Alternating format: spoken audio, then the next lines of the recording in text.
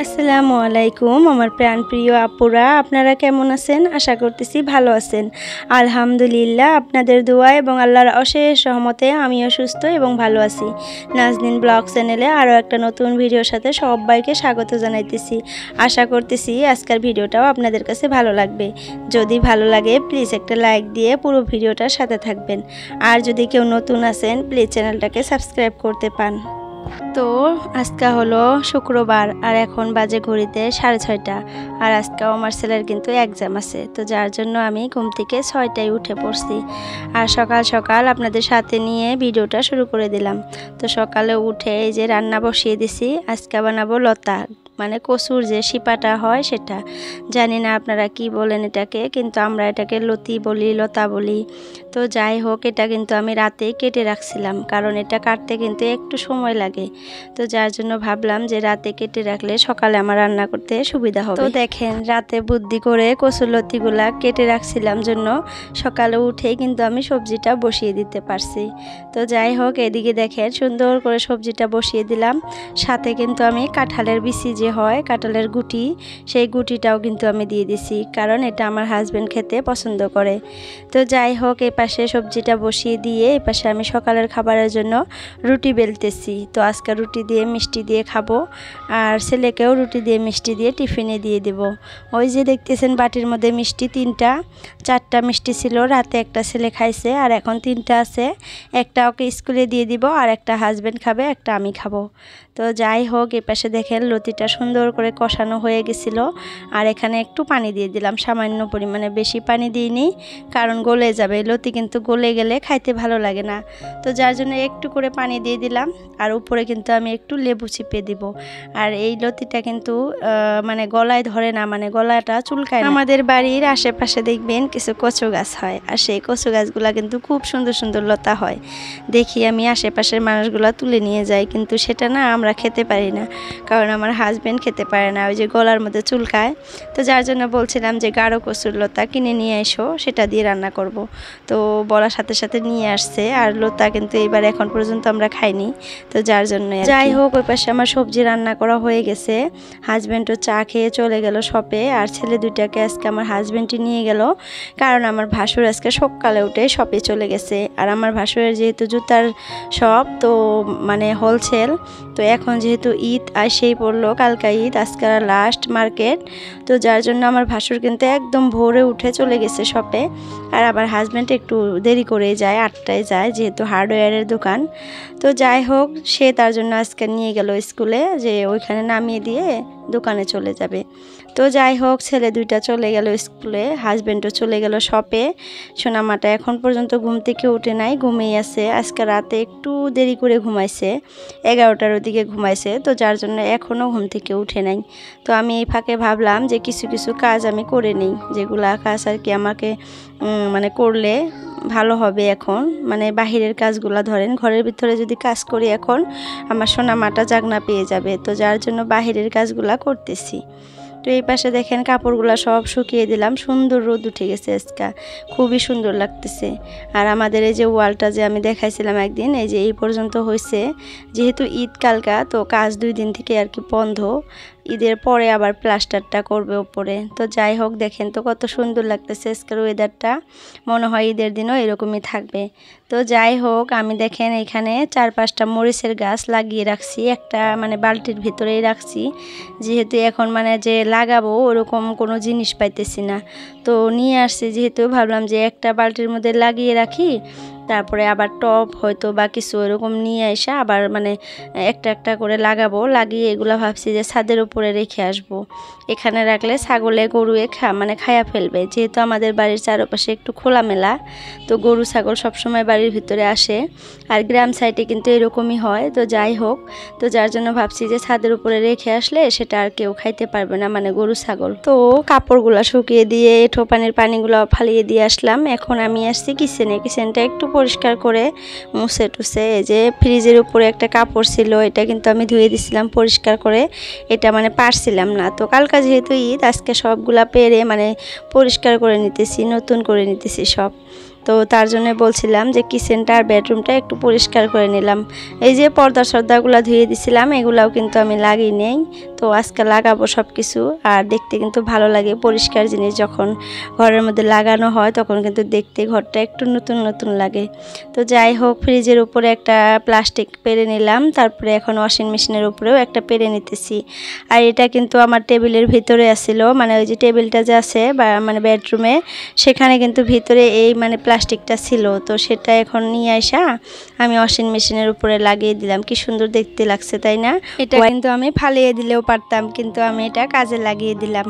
তো ওইটা একটা বুদ্ধি বলতে পারেন। আর ঘরের কাজে কিন্তু এইভাবে একটু বুদ্ধি খাটিয়ে করতে হয়, তাহলে কিন্তু দেখবেন পুরাতন জিনিসও কিন্তু নতুন করে ঘরের মধ্যে লাগানো যায়, আর দেখতেও কিন্তু খুব সুন্দর লাগে। তো যাই হোক, আমার কিচেনের কাজ করা একদমই কমপ্লিট। এখন আমি বেডরুমে চলে আসছি, আর আমার আম্মুটা এখন ঘুম থেকে উঠে পড়ছে, তো যার জন্য বেডরুমে কাজগুলো করতে পারতেছি। সে মানে বিছানায় শুয়ে শুয়ে খেলতেছে, তো ভাবলাম এই ফাঁকে আমি এই ঘরটাও একটু পরিষ্কার করে নেই। আর এই পর্দাগুলো কিন্তু আমি ধুয়ে ভাঁজ করে রেখে দিছিলাম। তো আমি বলছিলাম কিন্তু আপনাদের যে আমি ঈদের আগে আগে এগুলো লাগাবো, তো যার জন্য ভাবলাম যে আজকে লাগিয়ে নেই। আজকে যেহেতু একটু সময় আছে।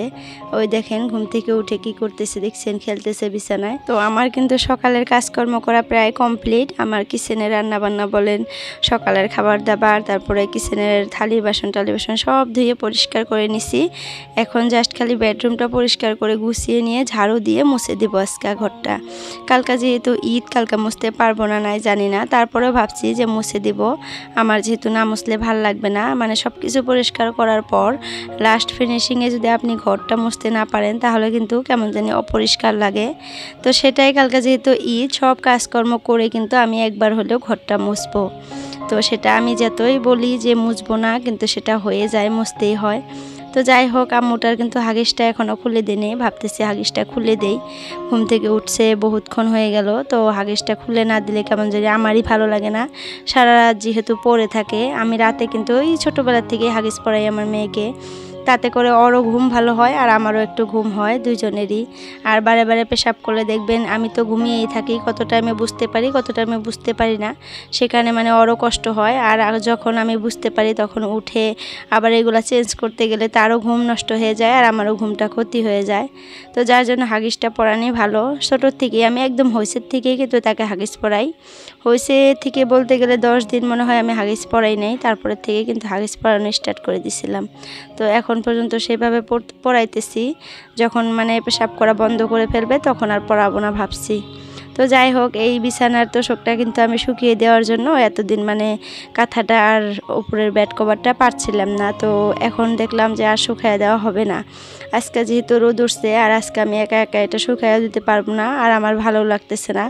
এখন কখন শুকিয়ে দেবো, কখন উঠাবো, আবার কখন বিছানা পারবো, তো সব বাদ দিয়ে ভাবলাম পেরে রাখি, মানে ঈদের পরে আবার শুকিয়ে দিতে পারবো তখন। তো যার জন্য পেরে রাখলাম একদম। তো সব কিছু তো ধুয়ে দিছিলাম একদম পরিষ্কার করে। এখন যখন পারতেছি তখন খুবই ভালো লাগতেছে, মনে হতেছে যে পরিষ্কার হয়ে গেল আজকে।